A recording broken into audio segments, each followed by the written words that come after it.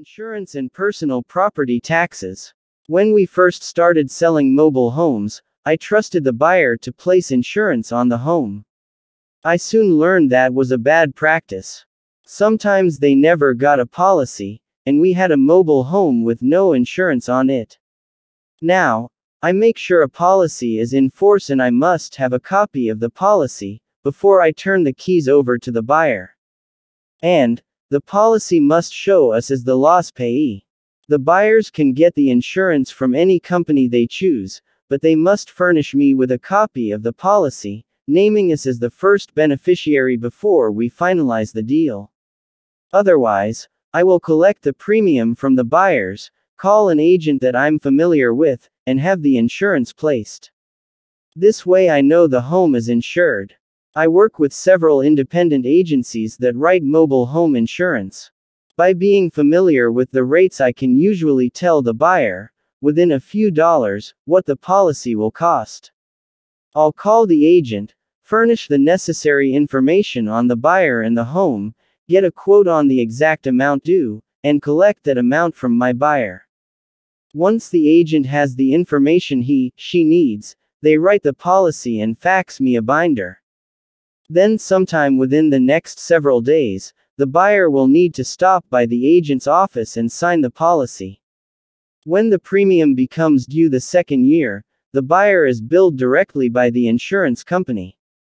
If the buyer fails to pay the premium, the insurance company sends me a notice stating the premium hasn't been paid, and that the policy will be canceled on a certain date.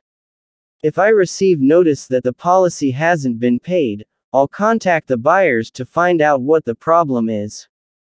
I remind them that under the terms of their note the premium must be paid, or their note goes into default. And if the note does go into default, I have the option to either call all remaining principal and accrued interest due immediately, or start legal action to repossess the home. Or, I could pay the premium and then collect from the buyers. So make sure that a valid insurance policy is kept on the home at all times in sufficient amounts to protect your interest.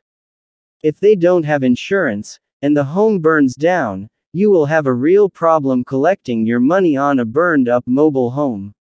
Have proper insurance on the home. The coverage should be for not only enough to cover the amount of your lien, but at least $1,000 minus $2,000 above the lien amount. Suppose your lien amount is $5,000 and the insurance policy is for $5,000. If the home catches on fire and burns down, this should be enough to pay your lien off. But there would be nothing left to cover the loss of personal items, or have the burned-up home cleaned up and hauled away. And if the home is located on your lot, you have an even bigger problem if the home burns. If there's not enough insurance to cover everything, you will probably wind up paying to have your lot cleaned off, and the home hauled away. This could easily amount to $2,000, or more.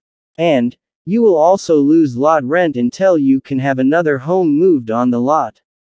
We've been very fortunate over the years and have only been involved in one fire. In that one case, the lady we sold the home to had lived there for about 18 months, and the home caught fire. And like most mobile home fires, it was a total loss. It's not very often you hear of a partial loss when a mobile home catches on fire. Fortunately, the lady was able to get out of the home and no one was injured, but now she was without a home. Her insurance company stalled and argued for about 3 months before they would settle the claim and send her a check. In the meantime, she had no money to have the burned home cleaned up and hauled away. Since the park was unable to rent the lot, they charged her lot rent each month. And of course, she had to find another place to live, and pay rent on that place, also. When the insurance company finally settled with her, she got barely enough money to cover what was owed to us.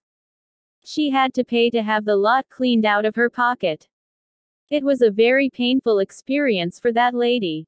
Why is it that when an insurance agent is trying to sell you a policy, it's the best policy in the world, but when you need to file a claim and collect, it's not worth the paper it's written on?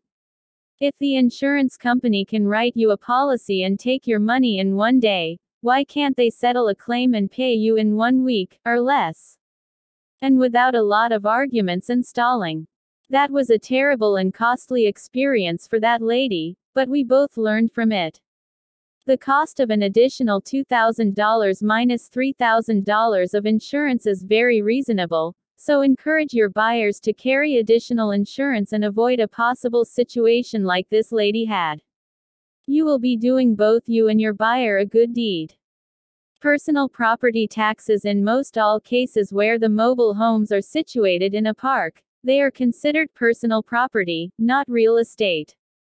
There are some cases, especially in rural areas, where the hitch and wheels are removed and the home is placed on a permanent foundation. The home can then be considered part of the real estate and taxed accordingly. Check with your tax assessor if you're not sure. If the mobile home has been classified as real estate by the tax assessor, the property would most likely have a deed and not a title. The mobile home would not be considered personal property. Although, it's possible there could be both a deed for the land, and a title for the home. If in doubt, check with the tax assessor. But whichever the case may be, your buyer is responsible for paying the taxes. My promissory notes state that taxes on the mobile home have to be paid when due.